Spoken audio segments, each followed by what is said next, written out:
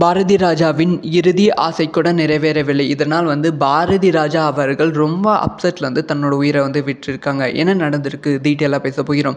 அதாவது பாரதி ராஜா அவர்களோட உடல்நிலை மோசமாகி தான் உயிரிழந்தாங்க. ஸோ அவருக்கு 86 வயசு ஆகிறது.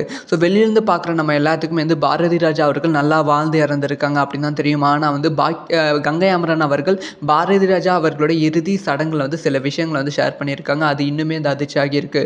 அதாவது பாரதி ராஜா அவர்களோட உடல் வைத்திருக்கும் சமயத்தில் அவங்க குடும்பத்தினர் முக்கியமாக அவங்களோட பேரன் பேத்திகள்லாம் வந்திருந்தாங்க. அப்போ கங்கை அமரன் அவங்கள பார்த்து செம்மையாக கத்தி பேசியிருக்காங்க.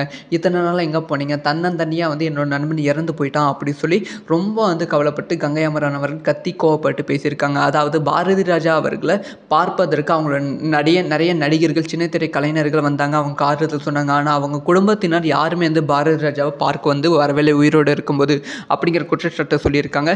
இந்த ஒரு குற்றச்சாட்டு இணையதளத்தில் செம்ம வயலாக போய்கொண்டு இருக்குது. அவங்க இறந்துட்டு அப்புறமா தான் வரீங்க அப்படிங்கிற குற்றச்சாட்டும் அதிகரித்து இருக்குது. ஸோ இது பாரதி ராஜாவுக்கு மட்டும் இல்லை, எவ்வளோ பேர் நடிகராக இருந்தாலும் வயசாகிட்ட அப்புறம் இதே நிலமை தான். ஸோ எவ்வளோ பேர் உச்சத்தில் இருந்தால் இதே நிலமை தான் அப்படிங்கிற குற்றச்சாட்டும் விமர்சனமும் இணையதளத்தில் ட்ரெண்ட் ஆகி கொண்டு இருக்குது. ஸோ இதை பற்றி உங்களோட ஒப்பீனியனை கமெண்ட்டில் லீவ் பண்ணுங்கள். இந்த மாதிரி எல்லா விஷயம் தெரிஞ்சுக்கணும், சப்ஸ்கிரைப் பண்ணி சப்போர்ட் பண்ணுங்கள்.